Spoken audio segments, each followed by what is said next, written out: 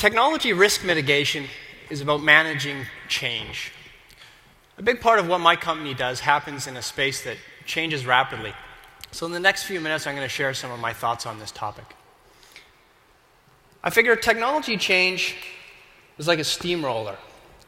Worthwhile new technologies pave over old inefficiencies and introduce better ways for people to get things done.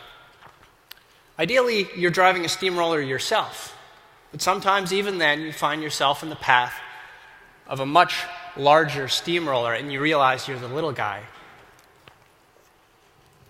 To be clear, most steamrollers aren't out to get you. Usually the really big ones aren't even aware of you. They just roll forward because that's their job.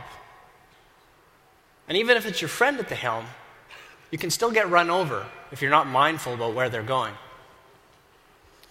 I think about this metaphor a lot. My company creates COTS software that helps people do even more with ArcGIS Server.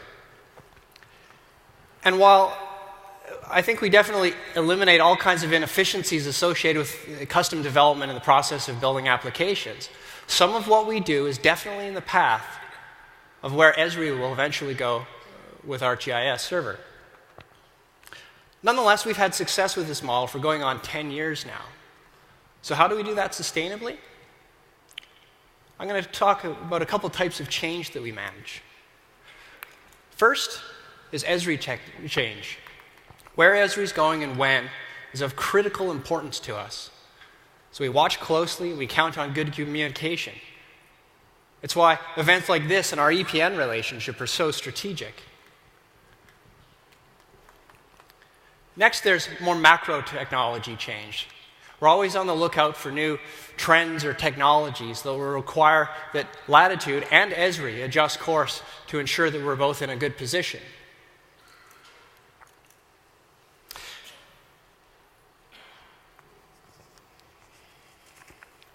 Bear with me for just a second. Right now, there are changes coming that will affect virtually every one of us in this room. A couple examples: the cloud and the continued rise of mobile devices as the interface for enterprise interactions. The insight I'd like to share with you is what we do before we invest in any technology. We do what we call the Steamroller Test. We ask ourselves this question: given what we predict is coming, is it still smart to invest in X right now? Now, hopefully this is a very obvious question that we'd all ask ourselves before we build on a new technology. But my insight is to ask it in a brutal way. The reality is that often the implications of a new technology can be rather abstract. But getting paved over by a 12-ton piece of construction equipment is not at all abstract. Technology change can kill us, or we can capitalize on the opportunities it creates.